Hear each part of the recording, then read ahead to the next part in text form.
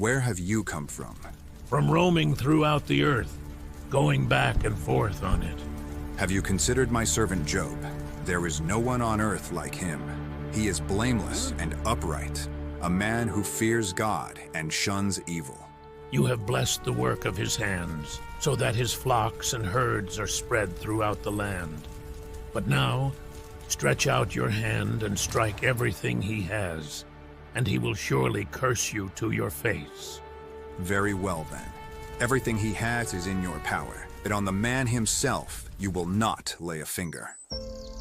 One peaceful day, as Job sat, a messenger arrived with dreadful news. Marauding Sabaeans had attacked, slaughtering the oxen and donkeys, leaving devastation in their wake. Meanwhile, a second messenger brought word of a raging fire that engulfed Job's sheep, leaving only sorrowful ashes behind.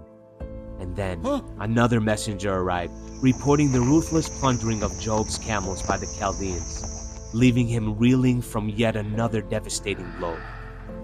As Job's heart weighed heavy with grief, the final blow struck like a thunderbolt. A mighty wind, born of the desert's fury, swept through his son's abode, shattering its very foundation.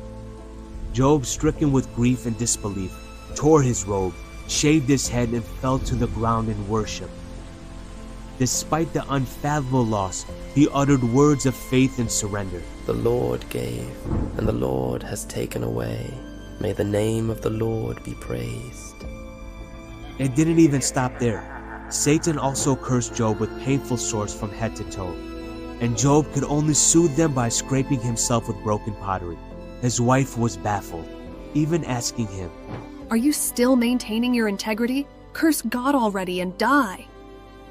Job's friends Eliphaz the Temanite, Bildad the Shuhite, and Zophar the Naamathite set out to visit him, only to start weeping and faltering under the heaviness of what had befallen their just and kind friend.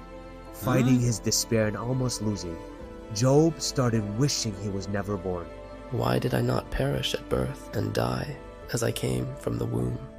After some time, even Job's friends left him on his own, questioning his personality and integrity, and even questioning if God had really abandoned him. Job cried out, How long will you torment me and crush me with words? In the midst of his despair, however, the Lord asked Job some things to reveal a deeper truth. Who is this that obscures my plans with words without knowledge? Brace yourself like a man. I will question you, and you shall answer me. Where were you when I laid the earth's foundations? Tell me if you understand.